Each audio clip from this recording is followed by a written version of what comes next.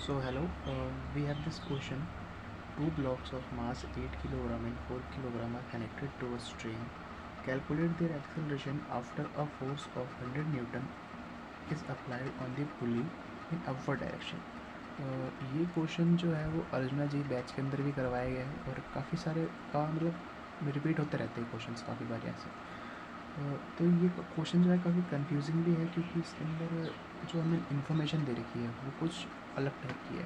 ठीक है, सो इसके ऊपर अगर हम देखें, हमें क्वेश्चन में बोला है कि दो मास है, 8 kg का है और एक 4 kg का है।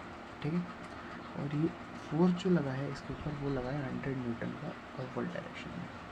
तो सबसे पहले अगर हम देखेंगे इस क्वेश्चन को तो हमें देखते ही पता लगेगा कि इस क्वेश्चन के अंदर नीचे इस मास पे 40 न्यूटन नीचे लग रहा है और इस पर 80 न्यूटन नीचे लग रहा है। अगर टोटल अगर इसका हम रिजल्टेंट निकालें सो ये आ जाता है हमारा 120 Newton downward direction, but upward direction में कितना है, ओनली 100 न्यूटन।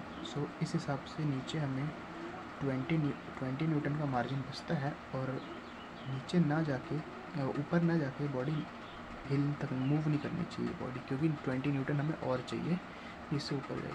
बट होता यहाँ पे कुछ और है कि ये बॉडी जो है एक्सेलरेट कर जाती है।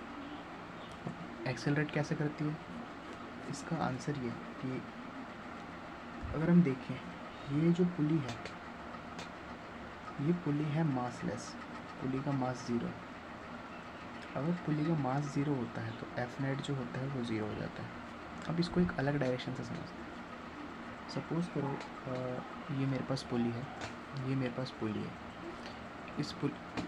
ये मेरे पास पुली है, इस पुली का मास ज़ीरो है, पुली का मास ज़ीरो है, ये फ्रिक्शन लेस है, स्मूथ है। इसके अगर मैंने इसको ऐसे करके अगर मैंने दोनों साइड कुछ बांध दिया और अगर मैं इसको उठाता हूँ तो दोनों फोर्स जो है जो मास मैंने रखे है उसके ऊपर लगेगा, क्योंकि इस पर तो नेट फोर्स ज़ीरो हो जाएगा और दोनों फोर्स इक्वल लगेंगे जितना हमारे पास ऊपर फोर्स लग रहा है। तो यहाँ पे क्या होता है कि ऊपर जो हमारे पास 100 न्यूटन का फोर्स लग रहा है, 100 न्यूटन का फोर्स लग रहा है, तो ये जो दोनों फोर्सेस हैं, ये जो दोनों फोर्सेस हैं, ये दोनों फोर्सेस हैं ये इक्वल हो जाएंगे। इन दोनों पे टेंशन T1 लगेगा, समझे। टेंशन अगर इन दोनों पे T1 लगेगा तभी इस पर फोर्स नेट जो है वो ज़ीरो होगा। फोर्स नेट अगर ज़ीरो करना है तो दोनों पे हमें इक्वल टेंशन लगाना है। ठीक है, अब इक्वल टेंशन क्या होगा वो देखते हैं। 100 न्यूटन यहाँ पे लगा है is equals to twice of T1। So T1 की जो वैल्यू है 50 न्यूटन आ रही है। देखो ऐसा होगा कि मान लो मैंने इस पुली को ऊपर की तरफ खींचा, इस पुली को जैसे ही मैं 100 न्यूटन का फोर्स देके ऊपर की तरफ खींचना चाहूँगा तो यहाँ पे क्या होगा कि ये तो यहाँ पे 40 न्यूटन है, तो ये क्या होगा यहाँ पे दोनों साइड 100 न्यूटन जो है 50 न्यूटन में बढ़ जाएगा। तो जैसे ये 50 न्यूटन में बटेगा ये 40 न्यूटन वाला ऊपर एक्सेलरेट हो जाएगा।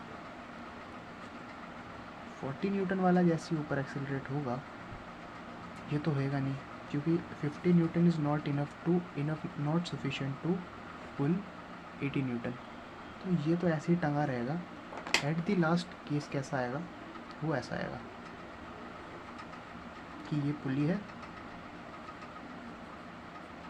ये 8 kg है और ये 4 kg और इस पर टेंशन ऊपर 50 न्यूटन लग रहा है, इस पर टेंशन ऊपर 50 न्यूटन लग रहा है। सो ऐसा कुछ केस होगा।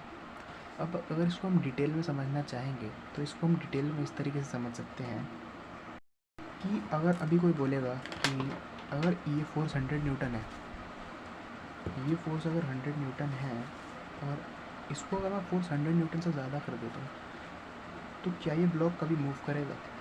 देखो अगर मैं इस फोर्स को 200 न्यूटन कर देता हूँ तो सेम चीज़ होगी, सेम चीज़ ये 200 न्यूटन 100 न्यूटन और 100 न्यूटन में बटेगा।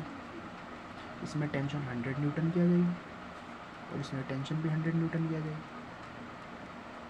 दोनों में टेंशन अगर 100 न्यूटन की आ गई तो ये 40 न्यूटन वाला जो है ये बहुत ज़्यादा ऊपर चला जाएगा। सपोज़ कर ले 40 कर लेते हैं, 40 न्यूटन वाला यहाँ चला जाएगा, और ये जो 80 न्यूटन वाला है ये, इस पर जब हम 100 न्यूटन लगाएंगे तो ये थोड़ा सा ऊपर जाएगा। तो एट दी लास्ट हमारे पास इसके ऊपर केस ऐसा बचेगा कि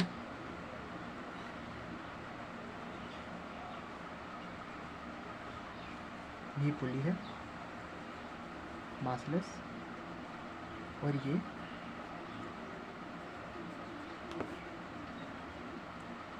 और ये 8 kg है और ये 4 kg है। यहाँ पे 100 न्यूटन लग रहा है, यहाँ पे 100 न्यूटन लग रहा है, यहाँ पे 80 न्यूटन लग रहा है, और यहाँ पे 40 न्यूटन लग रहा है। सो इस केस में भी ये बॉडी ऊपर एक्सेलरेट करेगी, और इस केस में ये बॉडी के ऊपर एक्सेलरेट करेगी। सो अगर हम किसी भी चीज़ को जिसमें नीचे फोर्स ज़्यादा लग रही है ऊपर उससे कम फोर्स दे करें पुली के अंदर, तो फोर्स जो है वो इक्वली डिवाइड हो जाएगी इधर भी और इधर भी, क्योंकि हमें फोर्स नेट ज़ीरो करना है। ठीक है, काफ़ी बार ऐसे क्वेश्चन देखे होंगे जिसके अंदर पुली ऐसे बनी रहती है और 2 स्ट्रिंग्स रहती हैं, T1 T2, और हमें बोला जाता है कि ऊपर से भी ये ऐसे कनेक्टेड है।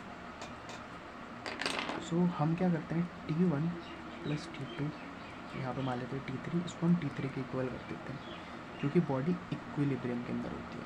ये दोनों फोर्सेस इक्वल होंगे तो नेट फोर्स ज़ीरो हो जाएगा, नेट फोर्स ज़ीरो हो जाएगा तो ये फोर्सेस दोनों कैंसिल हो जाएगी। अगर ये दोनों फोर्सेस कैंसिल हो जाएगी तो बॉडी इक्विलिब्रियम के अंदर रहेगी। तो हमें पुली को यहाँ पे इक्विलिब्रियम के अंदर ही कंसीडर करना है, क्योंकि पुली हमेशा इक्विलिब्रियम के अंदर होती है, क्योंकि पुली के अंदर पुली मासलेस होती है और पुली के अंदर कोई फोर्स नहीं लगता है। तो पुली, एक आप चीज़ नोट कर सकते हैं, pulley is always in equilibrium. So guys, thank you for watching. Have a nice day.